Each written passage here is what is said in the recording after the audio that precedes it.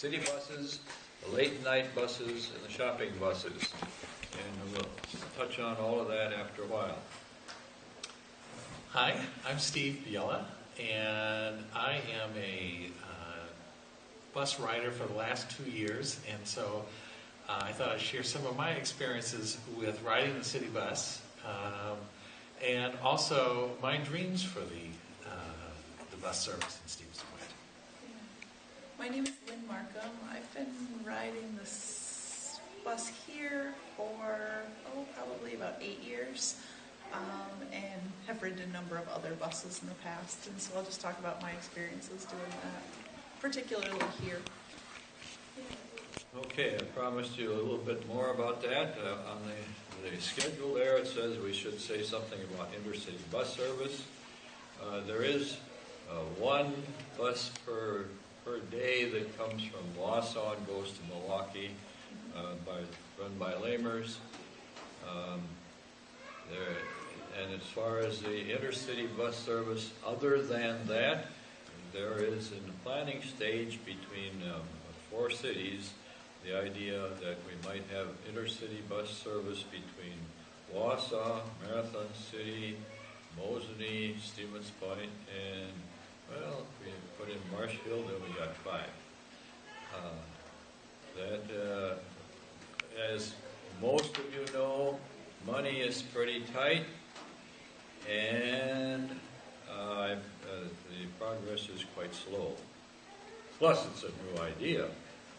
Is there a target date for that, Elbert, or are they just kind of working on it? Trying to see whether there's a market and that sort of thing. Okay, then we have the regular bus service in Stevens Point. Could I jump in just on the intercity bus? Yes. I was just going to say I've ridden the intercity bus a few times down to Milwaukee. It runs over to Appleton and then down to Milwaukee. You just pick it up over at, what's the name of the restaurant next to the dollar store? Olympic, yeah. And it's pretty reasonable, both cost-wise as well as time-wise. I mean, it's not quite as fast as driving to Milwaukee. Probably takes an extra half an hour, 45 minutes, something like that. But I find it to be very reasonable. Some of my brothers and my dad live down in the Milwaukee area, and so I can ride it right down there, take a book, whatever, and that way I have that much time to do whatever I want to do. So I Okay, find it to be reasonable. then to be continue, we have city bus routes. Yeah, I don't have an interesting bus. I was wondering, what was the cost for that? I think when I wrote it, it was like $12. So It's cheaper than Then you do exactly. Yeah, wow. And where would one? Because I've looked up intercity busing, and usually I want to find in Greyhound, and it's like $100 or something. Yeah. So how would one? Is there information about it on here? No. So where would we get? Well, I just actually was looking at the internet last night because I didn't think we had bus service between Stevens Point and Madison, and now I know we do. And I think it was $40 one way from Stevens Point to Madison. So I didn't look at Point to Milwaukee, and it may be a different service as well. But it's all on the internet. So, yeah. But that's from the restaurant near the university to the UW campus in Madison.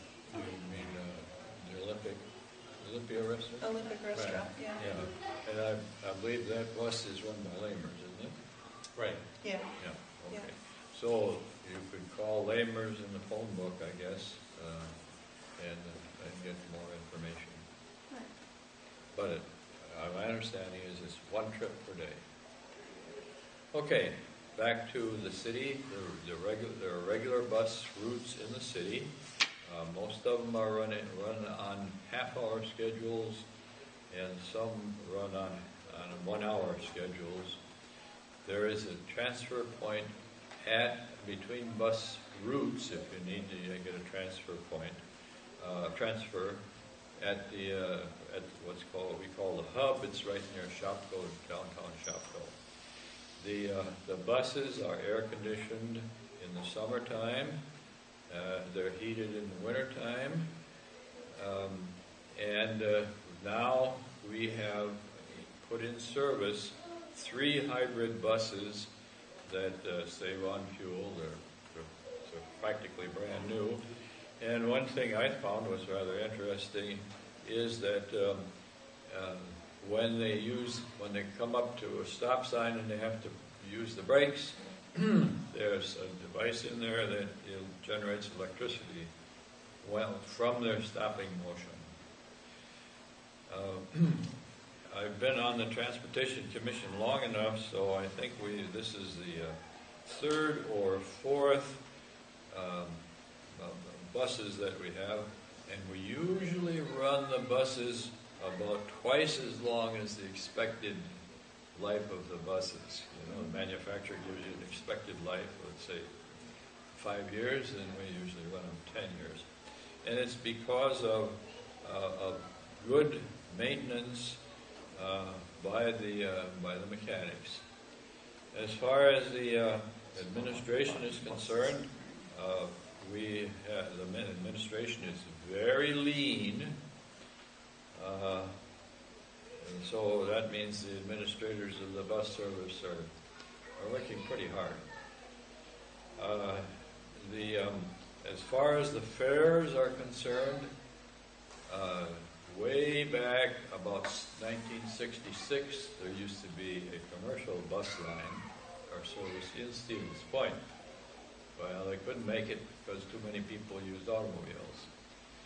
So then there was a period when there was a bus cooperative, and then that was succeeded by a regular bus system, and that's the one that, as I said, has all those buses that have worn out.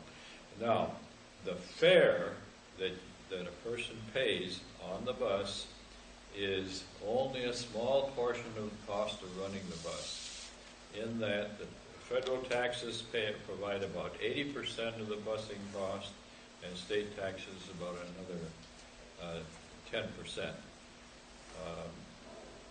And then I guess I'll branch into, well, another point I think is that there's less pressure by university students to park their own cars because more of them have been using the bus, and that brings me to the campus bus routes, the late night buses too.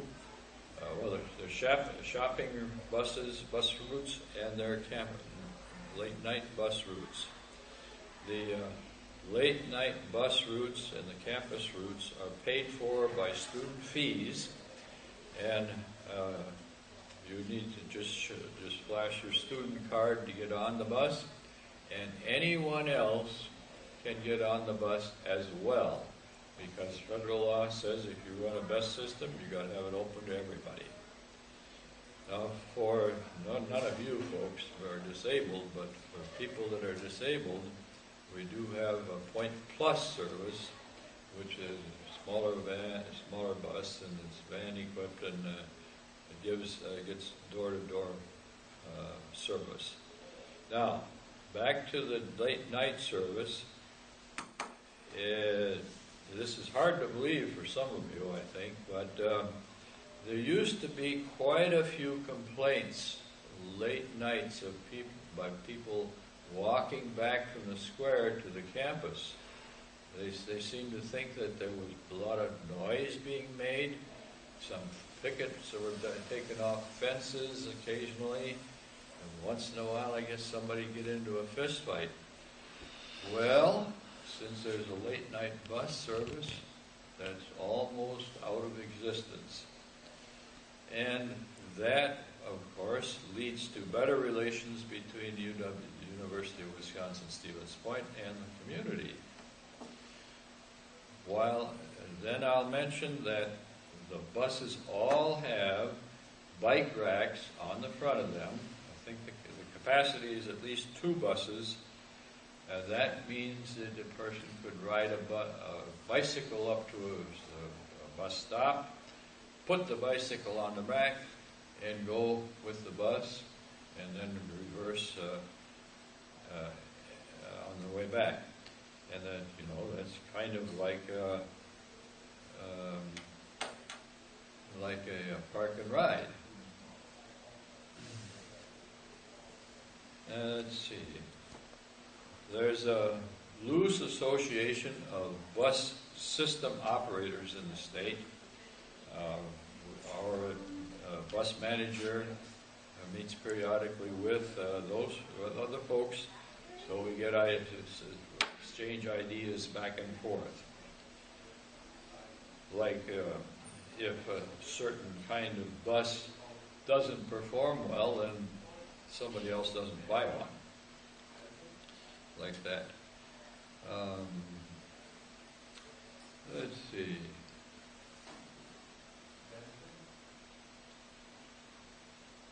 That's all I can think of for now. Great, thanks for that good overview of bus service here. I thought I'd just share a little bit of a personal story of why I chose to ride the bus. And a couple years ago, there were just two of us, my wife and I, in the household. We had two cars, and one of the older cars needed a new transmission. And so, we had a $1,000 car and needed $2,000 transmission work. And so it was time You took economics courses. We did. And so we had talked about just, could we get away with just one car between the two of us and all the different places that we go and groups that we're involved with. And we decided to go ahead and make that kind of commitment. And it's been a little over 2 years now, and it works out great. And I work at the university, but over those 2 years, I don't think I've had to ask more than a half a dozen times for friends to ask them if I can have a ride home, when are you going to be leaving work, and that sort of thing, just because of bad weather, or it's a little bit later and the bus service has stopped for that day. And so it really worked out great for us. And at least right now, we have no intention of purchasing another car, and it feels great to take the bus. My experience, even though where I live in Whiting, the bus only comes once an hour. So I have to make sure that I sort of plan my schedule and make sure I'm there in plenty of time. My experience has been the bus ride's great. The bus drivers are very friendly and helpful. And it seems like there's a number of handicapped folks on the bus that I happen to take at least. And it's been really wonderful to see these bus drivers and the way they help these folks out getting on and off the bus. And it's just worked out wonderfully. So I thought I'd share a little bit of that personal story. And then maybe a little bit later, to me, in ideally what the bus service could be doing in our community, especially if gas prices, let's say, double. And we have to really think about what are our options as a community and getting from point A to point B and things like that.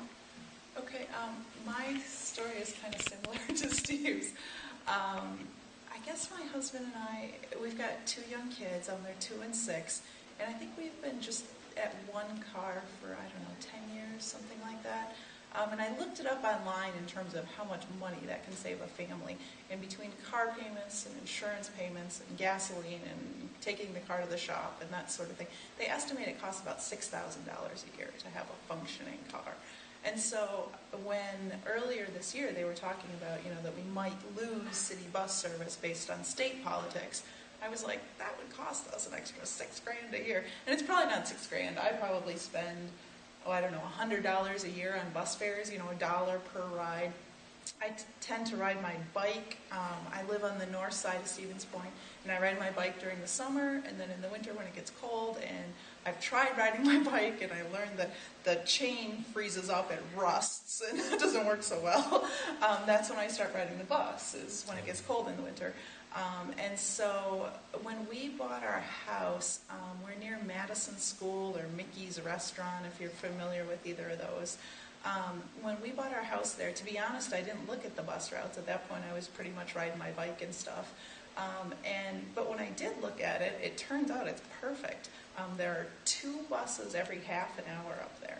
So I guess maybe that's my number one thing. If you're in that stage of your life where you move fairly frequently, take a look at the bus map and choose what part of the city you'd like to be in where there's very regular bus service. You know, if I miss one bus, I can catch another one in 10 or 15 minutes, so it's really handy. So like Steve was saying, in terms of the bus drivers, our bus drivers have been great. They're very friendly. They're very willing to help you figure out the bus route initially.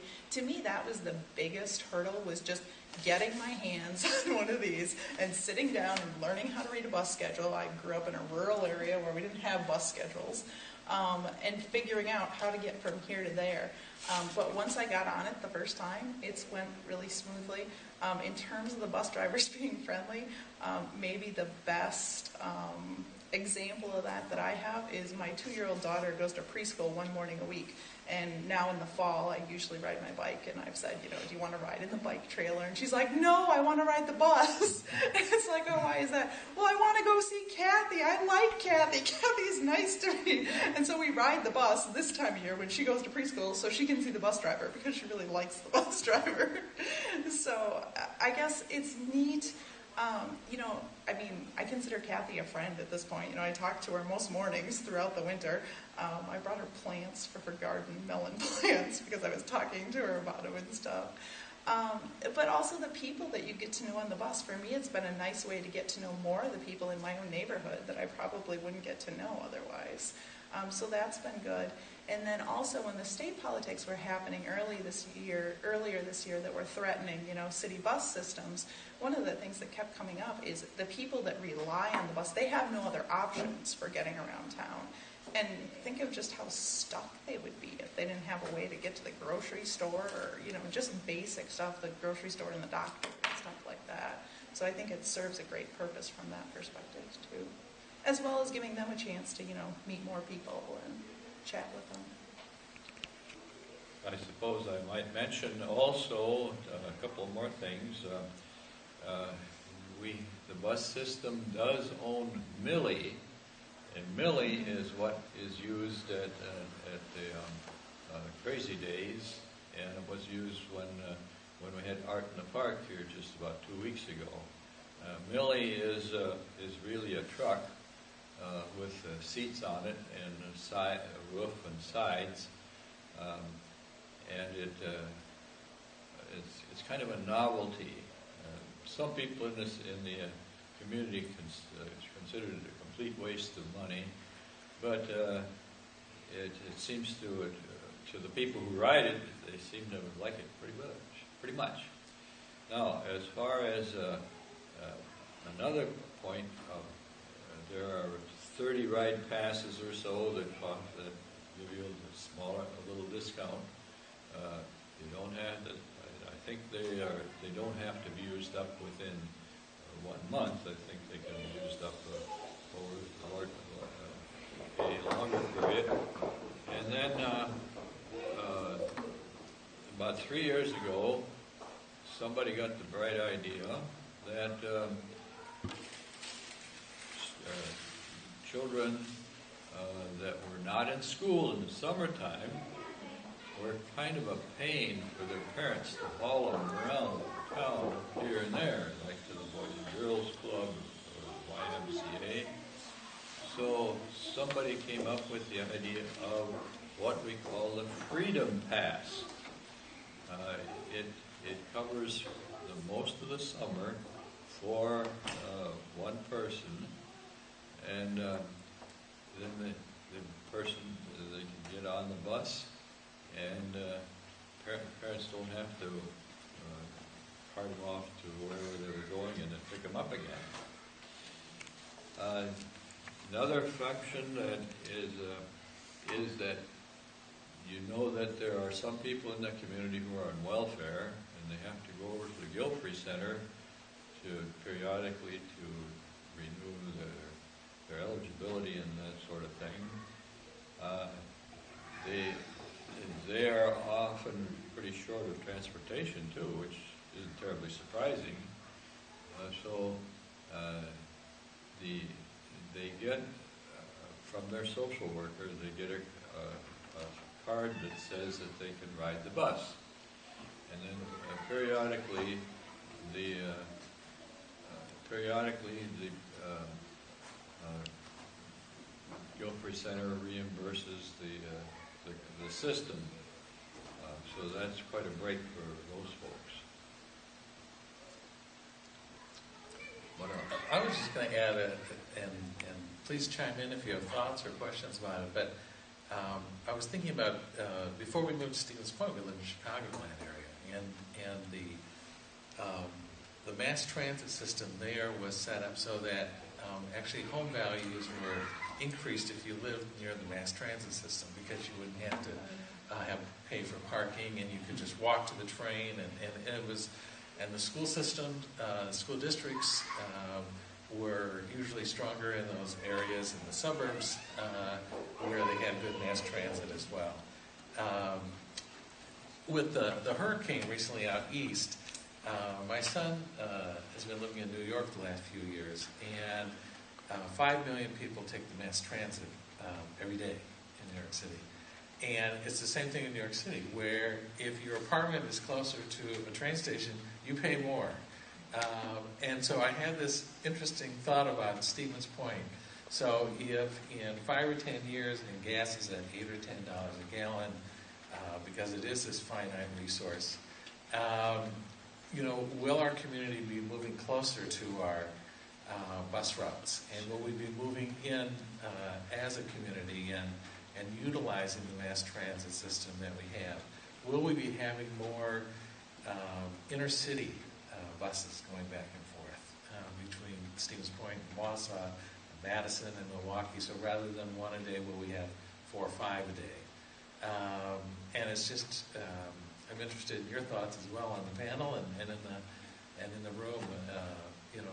Ideas about where you think the bus system will be in the future, and do you think it's going to continue to be sort of minimally used, or most of the time when I ride the bus, there's 5 or 6 people on the bus. Will we have buses that are full and standing room only, like when I visit Manhattan and Brooklyn, or will there be other ways of getting around that we explore that that will affect our bus service?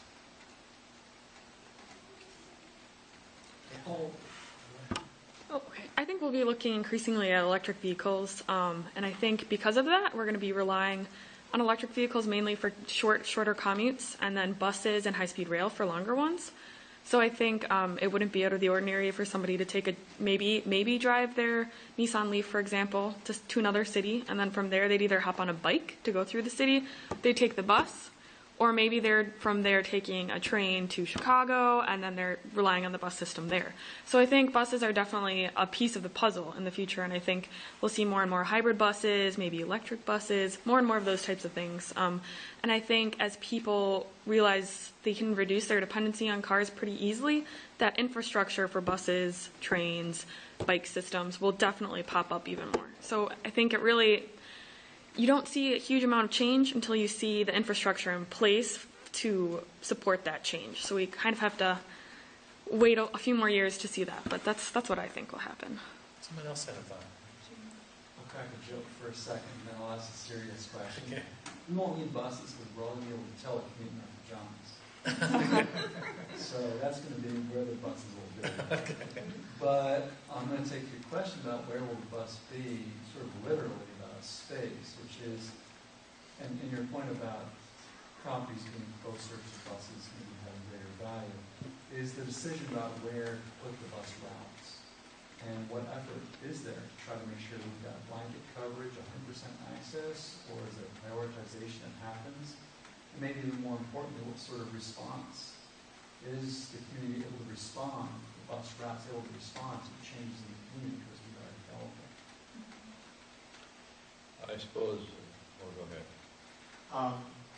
I haven't lived in Stevens Point enough to know kind of how Stevens Point would react, but my experience in other places, in larger cities, when you talk about it costs more to live closer to a transit station, but it tends to be transit that's like permanent, light rail or some kind of train. The buses themselves, in an American perspective, are not typically desirable. Poor people take buses, but executives take the light rail. And so in that, and clearly Stevens Point is not a large enough metropolitan area that a permanent, like a light rail is going to get developed.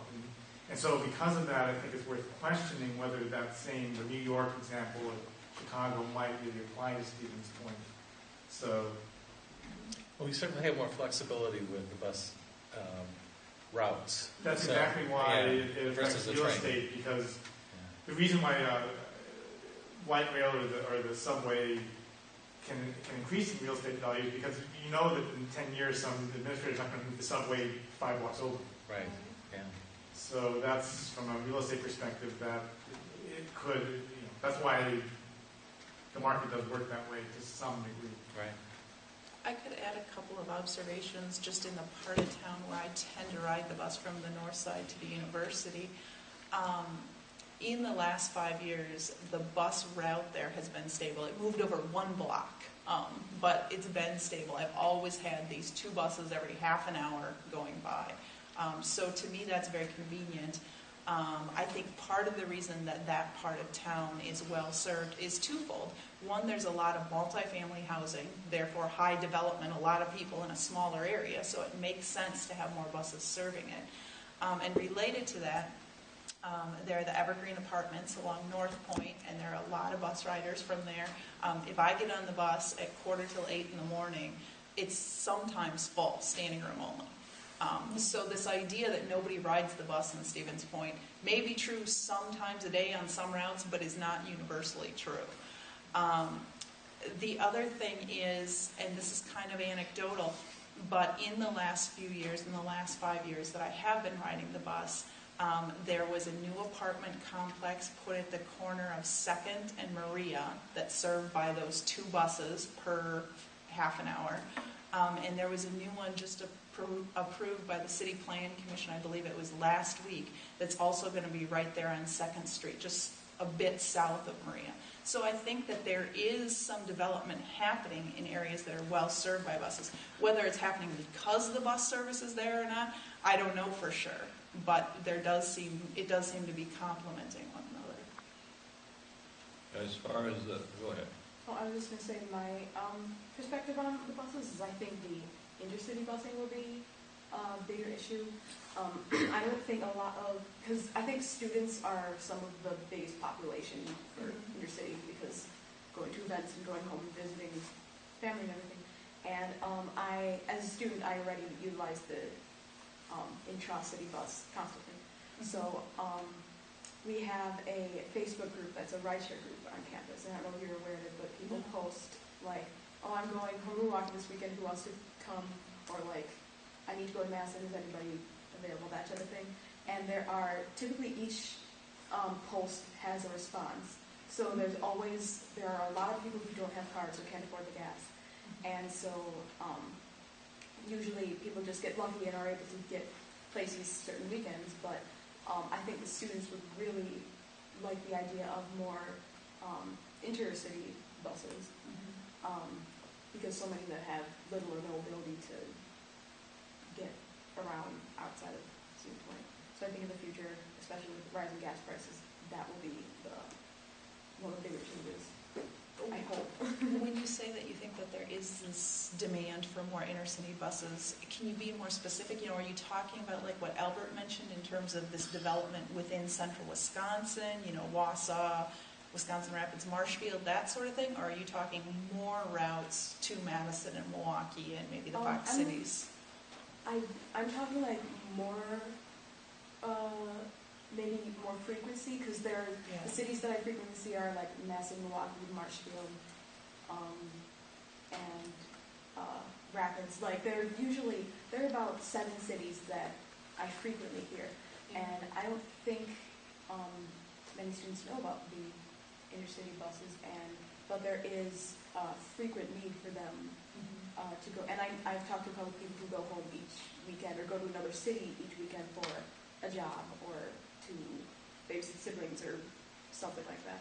So I think more visibility for that and accessibility and more frequency would be great. And that's from a student's perspective. Sure.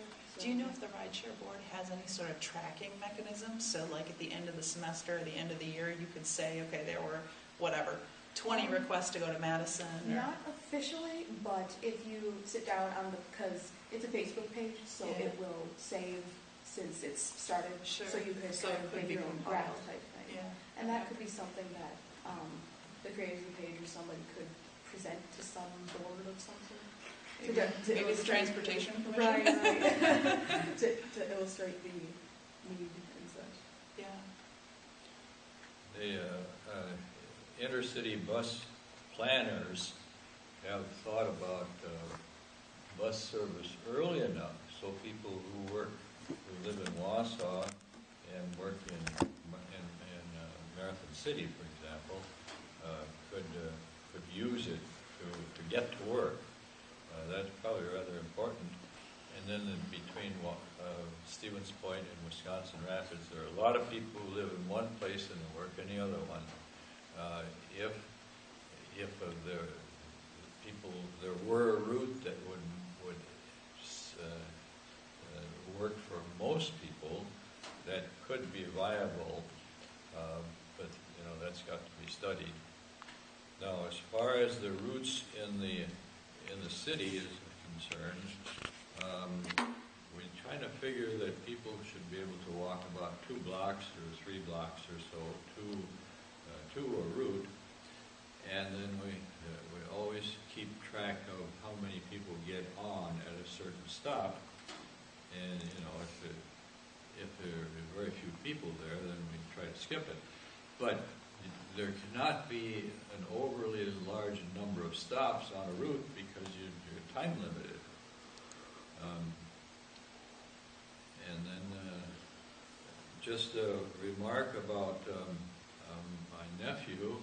He works in Washington, D.C., and he lives in Virginia, and he gave up driving his car. No, he did it the opposite way.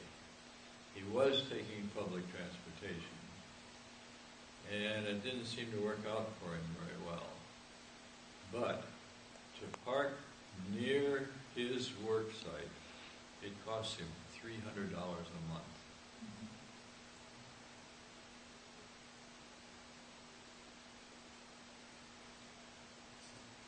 It's expensive.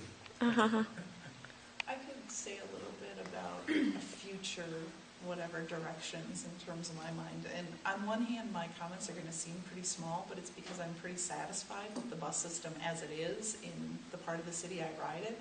I feel like 2 buses every half an hour is a good frequency. It's convenient. I can catch a bus whenever I want.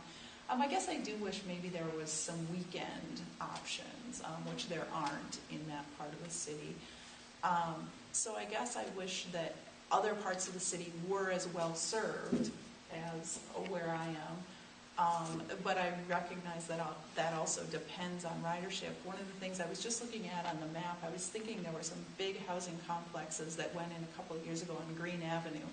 And it doesn't look like those would be particularly well served, even though there are a lot of people there. And so that just strikes me as a potential area to try to serve better. And I don't know if the city has analyzed, population density, and then how well are those areas that have a lot of people. But they have served. nice garages, and the rent is pretty high, so most of the people have cars. Well, and that's a question. And maybe it's worth survey work, if the bus went by within a block or 2 of those housing units, would you ride it? The other thing, and again, it's fairly small, but my one wish for where I ride the bus is that there was a place to get out of the rain on the days that it's raining. Is that there was some sort of a little bus stop structure. We do have shelters, but For some of the locations. Yeah. We had an internal problem with the shelters. We recognize the value of shelters, and we had a proposal to put up X number of shelters at Y cost each, and the mayor said, no, you can't have those. You can have these. And these were the ones that had a plexiglass roof. The ones we wanted had I think I had anodized aluminum, whatever they are, the ones that we have. So we said, no, that plexiglass gets brittle after a while. It breaks. It just doesn't last. So what we did was we decided on which ones were needed the most and used the same amount of money to put up fewer shelters. And then we're trying to sneak in one or two each year to the better used places. And then, of course, there's another thing, too. You've got to have a pad to put them on. You don't want people standing in the mud. So we internally for the city that we had to get the streets department to find time and effort to put in pads at some places where we wanted it. And then, of course, there were some shelters in the past. They had to be taken out. So there again, we had to work with the street department to see whether they could give up a little time to take those up. So we have little problems like that off and on. But most of them seem to be solved fairly reasonably. You know, you talk about population density and the questions. I was just thinking about, so which comes first? And so, for example, in my neighborhood where the bus only comes once an hour, if all of a sudden that bus was coming every 20 minutes, would that many more people take the bus because of its convenience? And the last one, ends at 5 or 5:15 or something, the last bus I can take to my home. A lot of times I work until 7 or 8 at night.